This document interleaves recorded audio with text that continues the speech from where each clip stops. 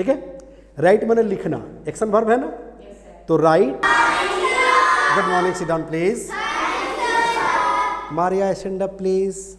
आज हैज पर कौन सा क्लास है? सेकंड क्लास है। ओके। नेचुरली देखा जाए तो वर्ब पर कौन सा क्लास है? 20।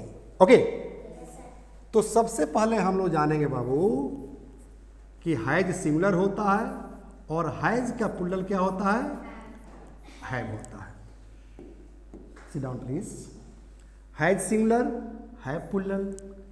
अब सवाल उठता है कि हैज का प्रयोग कहाँ करें और हैव का प्रयोग कहाँ करें। तो हैज जब सिंगुलर है तो इसका प्रयोग एसएस के साथ होगा। एसएस मतलब सिंगुलर सब्जेक्ट। ओके।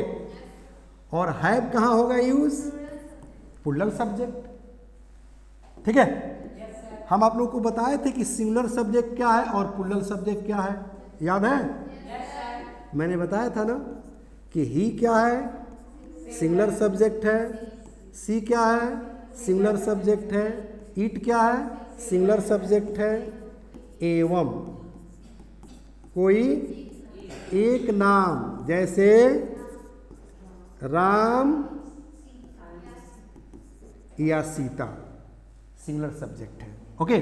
यानी कि राम मतलब कोई भी मेल का नाम समझ लो, पुरुष का नाम समझ लो, और सीता मतलब किसी स्त्री का नाम समझ लो, फीमेल का नाम समझ लो। ओके। जहां राम है वहां संजीव भी आ सकता है, लालू भी आ सकते हैं, मोदी जी भी आ सकते हैं, और जहां सीता है वहां मारिया भी आ सकती है, माही भी आ सकती है, कोई एक नाम।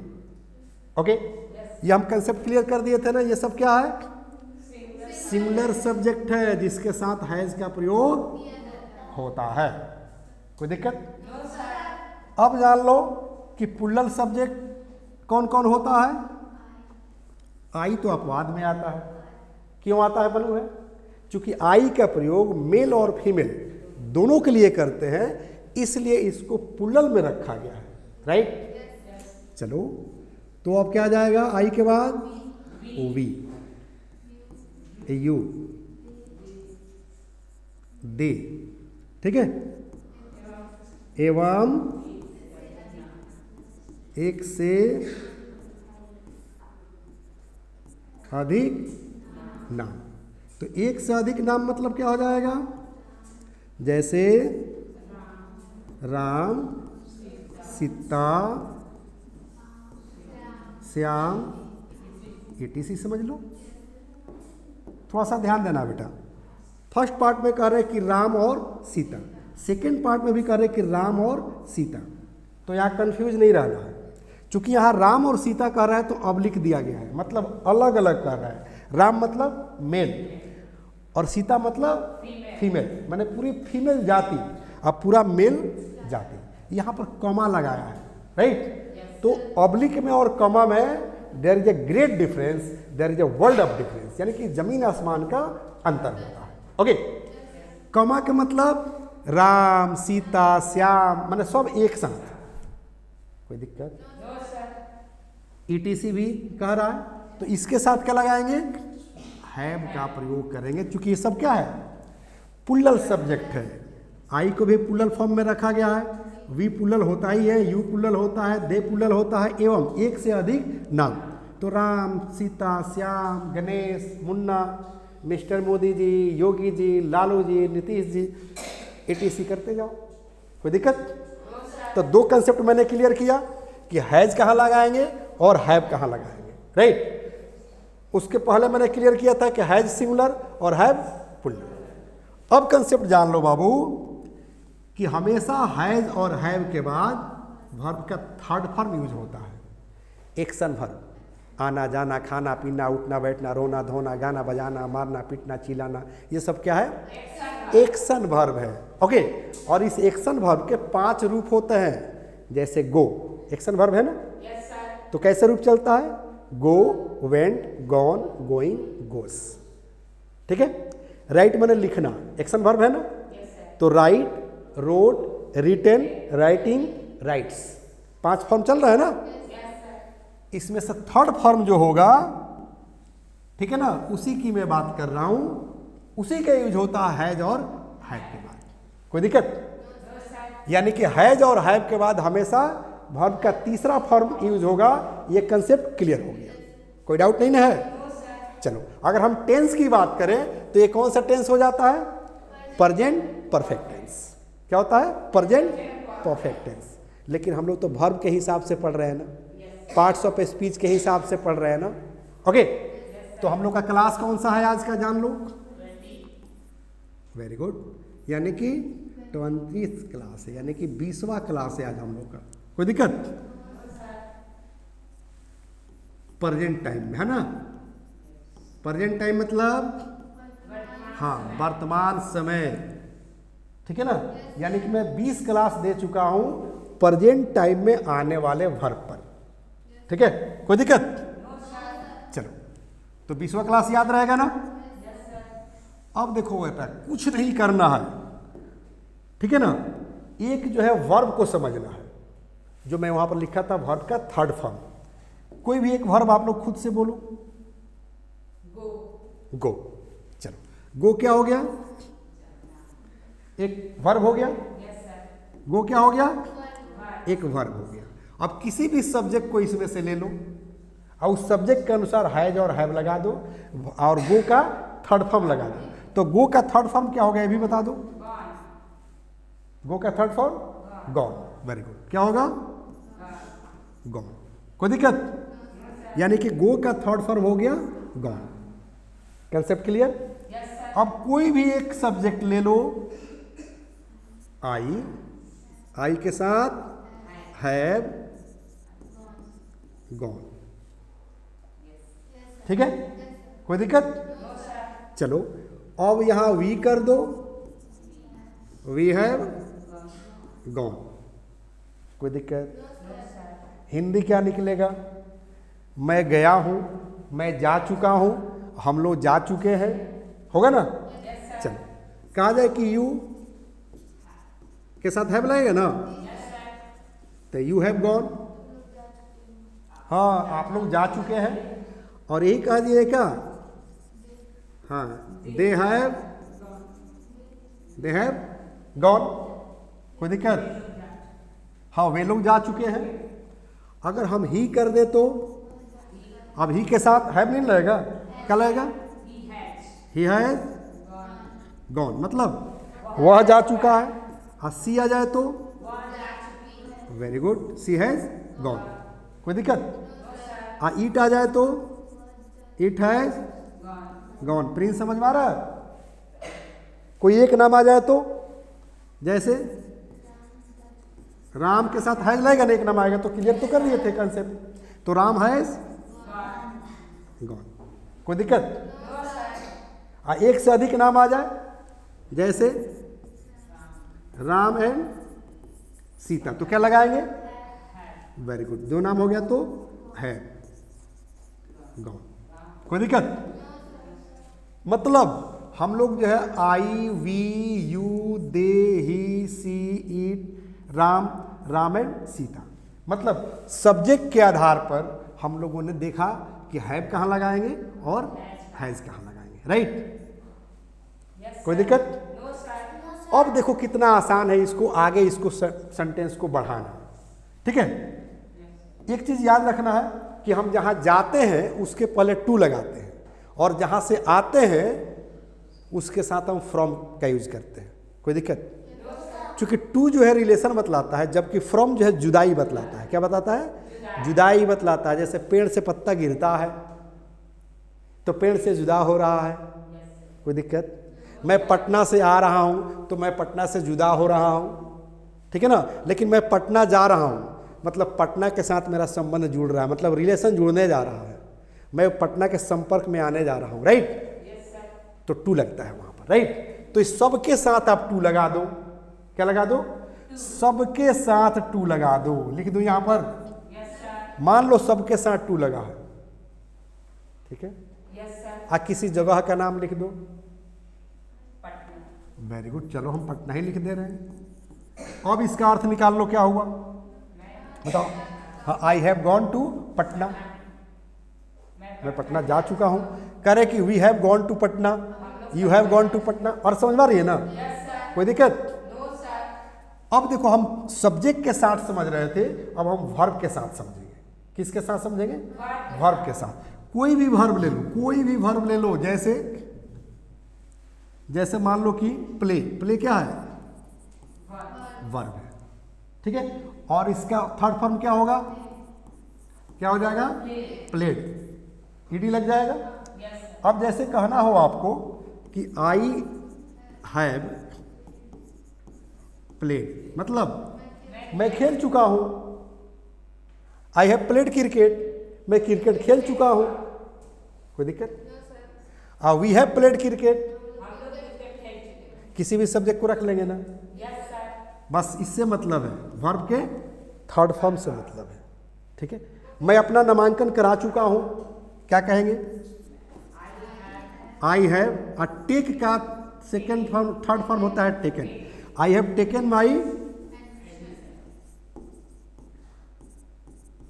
Admission, okay. I have taken my admission, मैं अपना नामांकन करा चुका हूं। कहां पर? वेरी गुड, ठीक है ना। तो कहेंगे इन बीबीसी पब्लिक स्कूल सीवान। समझ में आ रही है? तो ये समझ में आ गया कि हैज हैव कहाँ लगेगा और सब्जेक्ट के अनुसार सिंगुलर सब्जेक्ट के साथ क्या लगेगा, प्लूरल सब्जेक्ट के साथ क्या लगेगा। तो सिर्फ आप लोग को याद रखना है कि वर्ब का थर्ड फॉर्म। कोई दिक्कत? मैं लिख चुका हूं, आई हैव रिटेन। तुम लिख चुके हो, यू हैव रिटेन। हम लोग लिख चुके हैं, वी हैव रिटेन। तुम चोरी की है, तुम चोरी कर चुकी है, you have stolen. Steal, stole, stolen. तो यू हैव स्टोलन, तुम मेरा कलम चुराई है, you have stolen my pen. तुम मेरा दिल चुराई हो, you have stolen my heart. तुम मेरा कलम तोड़ी हो, हाँ, ब्रेक, ब्रोक, ब्रोकन। तो you have broken my pen. समझ में आ रही है? कहेंगे माही चाय बना चुकी है, माही हैज प्रिपेयर्ड टी। कोई दिक्कत? सबसे बड़ी बात है कि हैज हैव के बाद अगर वर्ब का थर्ड फॉर्म लगा हो, अखबार पढ़ रहे हो उसमें सेंटेंस है, कहीं स्टोरी पढ़ रहे हो उसमें कोई सेंटेंस है जिसमें हैज हैव लगा है, V3 लगा है, तो उसका हिंदी अर्थ कैसे समझेंगे? ठीक है ना। अब रट्टा मारोगे हिंदी या तब इंग्लिश तो गलत हो जाएगा। हम लोग क्या पढ़ रहे हैं? पहले इंग्लिश फिर हिंदी, पहले इंग्लिश फिर हिंदी। कोई भी वर्ब का थर्ड फॉर्म लगा दो सब्जेक्ट और हैज हैव लगाकर, ठीक है ना। जैसे आई हैव रेज्ड। रेज मतलब क्या होता है? जल्दी बताओ, रेगुलर आप लोग क्लास करते हो तो। रेज मतलब क्या होता है? RAISE, raise. रेज मतलब क्या होता है? उठाना।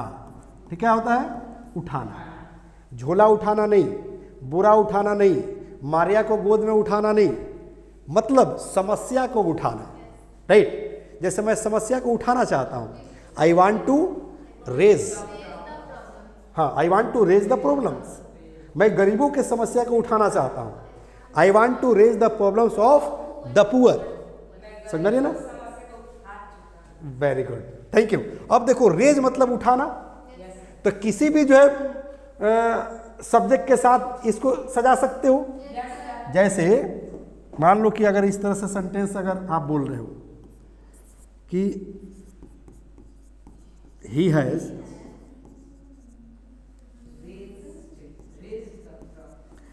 Raised the problems of the poor. हाँ, मतलब क्या हुआ? हाँ, वह गरीबों के समस्या को उठा चुका है। In the parliament, in the assembly, before the DM, before the SP, before the prime minister, before the president. Before मतलब के सामने, पहले नहीं, के सामने। कोई दिक्कत? तो यहां हमने रेज का यूज कर लिया, V3 सिर्फ जानना है, ठीक है ना। जैसे कहेंगे कि वह DM को खुश कर चुका है, तो तो खुश करने का अंग्रेजी क्या होता है? देखो वर्ब का ही मेन रोल होता है, जल्दी बताओ। खुश करने का अंग्रेजी क्या होता है? अरे वाह वाह, हैप्पी होता है। हैप्पी माने तो खुश होता है। खुश करना के अंग्रेजी क्या होता है? प्लीज। हाँ याद रखना, प्लीज मतलब होता है खुश करना। ओके, तो V3 इसका क्या हो जाएगा बताओ? हाँ, तो हो जाएगा प्लीज्ड, मतलब डी लग गया, ठीक है ना। जैसे मान लो कि आप सेंटेंस बोल दिए क्या कि सी हैज प्लीज्ड हर पेरेंट्स।